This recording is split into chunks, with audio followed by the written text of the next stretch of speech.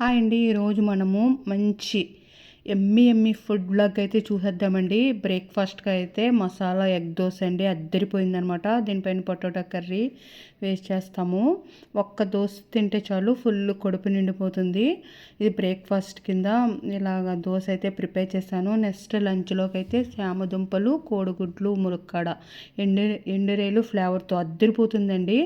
ఉత్తి పులుసు తినబుద్ధి కానప్పుడు ఇలా ఎండురేలు వేసుకుని చేసుకుంటే పులుసు చామదుంపలు పులుసు అద్దరిపోతుందండి. ఎండురేలు ఫ్లేవర్తో చాలా చాలా బాగుందనమాట. ఇలా ఎండురేలు వేసుకుని చేసుకుంటే బ్రేక్ఫాస్ట్కి అయితే ఇలా దోస పిండిలో అయితే నేను ఉల్లిపాయలు, పచ్చిమిరకాయలు, చిన్నగా కట్ చేసిన అల్లం ముక్కలు, జీలకర్ర వేసి ముందు దోశ అయితే ఇలా వేసేసానండి.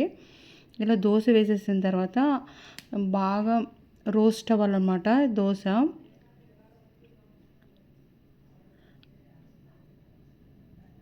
కొద్దిగా దోశ బాగా అటువైపుకి ఇటువైపుకు తిప్పుకోవాలి. పిండిగా లేకుండా మనము పొటాటో కర్రీ వేసుకున్నప్పుడు బాగుంటుందన్నమాట అండి. కర్రీ దానిపైన వేసినప్పుడు అటువైపుకి ఒకసారి ఇటువైపుకి తిరగవేసి దానిపైన పొటాటో కర్రీ వేసేసానండి.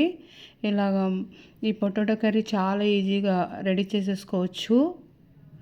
ఇది డిస్క్రిప్షన్లో లింక్ పెడతానండి. ఈ కర్రీ ఇలా పొటాటో కర్రీ వేసుకుంటే ఒక ఎగ్ దోశ తింటే చాలండి. పల్లి చట్నీ అయినా కొబ్బరి చట్నీ అయినా నంచుకొని తిన్నా పర్వాలేదు, ఊరికినే తినేయచ్చు. ఇలాగ పొటాటో కర్రీ ఉంటుంది కాబట్టి చాలా చాలా బాగుంటుంది. ఒక్క దోశ తింటే చాలు ఫుల్ కడుపు నిండిపోతుందండి. బ్రేక్ఫాస్ట్ అయితే అద్దరిపోయింది.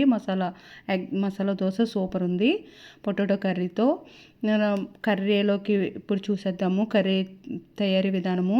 ఇలా పాత్ర పెట్టుకొని ఆయిల్ వేసుకొని ఎండ్రాయిలు శుభ్రంగా వాష్ చేసుకొని ఎండ్రాయిల్ను వేయించుకుందాము. 1 మినిట్ అయిన తర్వాత బాయిల్ చేసుకొని ఎగ్స్ కూడా వేసుకొని ఫ్రై చేసేసుకుందామండి. నేను ఎగ్స్ చామదుంపలు ఒకసారి ఉడకపెట్టేసాను అనమాట. మనము దోశ వేసుకున్నప్పుడు పక్క పొయ్యి మీద ఇలాగా కోడిగుడ్లు, చామదుంపలు ఉడకపెట్టుకుంటే చాలా త్వరగానే ఉడికిపోతుంది. మన విజిల్ ఏమి వేయించక్కర్లేదండి.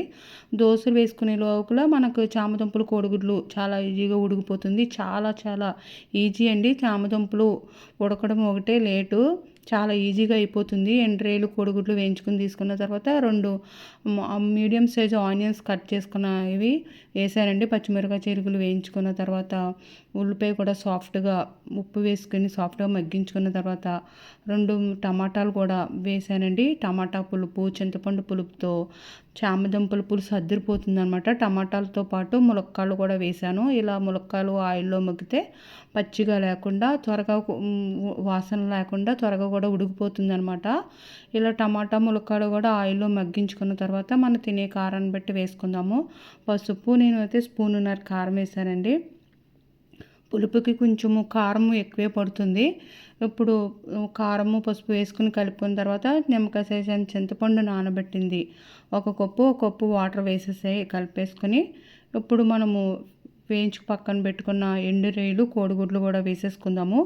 ఇప్పుడు ఉడికించుకున్న చామదుంపలు దీనిపైన ఉన్న పొట్టు వలిచేసుకొని చామదుంపలు వేసి ఉడికించుకుంటే చాలా ఈజీ అండి. కర్రీ అయితే చాలా ఈజీగా అయిపోతుంది. మనం ఇప్పుడు ఉప్పు చెక్ చేసుకొని చూడండి, గ్రేవీ కూడా దగ్గరికి అయిపోయింది. మనము లూజ్ చూసుకొని ఇది కొద్దిగా చిక్కగా లూజ్గా ఉన్నప్పుడు దింపుకున్న కొద్దిగా చిక్కబడుతుంది అనమాట అండి. మనకి చల్లారిన తర్వాత దగ్గరికి తోడుకుంటుంది. ఫైనల్ కొత్తిమీర వేసుకుంటే ఎంతో టేస్టీ చామదుంపలు, కోడిగుడ్లు, ఎండురేలు, ములక్కాడ పులుసు అద్దరిపోతుందండి. చాలా చాలా బాగుంది. మీరు ఒకసారి ట్రై చేయండి. ఈ విధంగా అద్దరిపోతుంది. సాయంత్రం ఈవినింగ్ అయితే ఇలాగా డిన్నర్కి అయితే ఇలా తెచ్చుకున్నామండి. డాబా స్టైల్ ఫుడ్ చాలా బాగుంటుంది. ఇలా వెట్ చికెన్ అనమాట. డ్రై చికెన్ కూడా చాలా బాగుంటుంది స్నాక్స్గా తినడానికి. Next roti with Mughlai chicken kaju curry అనమాట. అద్దరిపోతుందండి. చాలా చాలా బాగుంటుంది. పచ్చిమిరకాయలు నంచుకొని తింటుంటే ఇలా ఫుడ్ వ్లాగ్ అయితే చాలా చాలా బాగా ఎంజాయ్ చేసామండి ఈరోజు. మీకు కనుక వీడియో నచ్చితే లైక్ చేయండి, సబ్స్క్రైబ్ చేయండి. అద్దరిపోయిందండి ఈరోజు అంతా food vlog. Thank you for watching.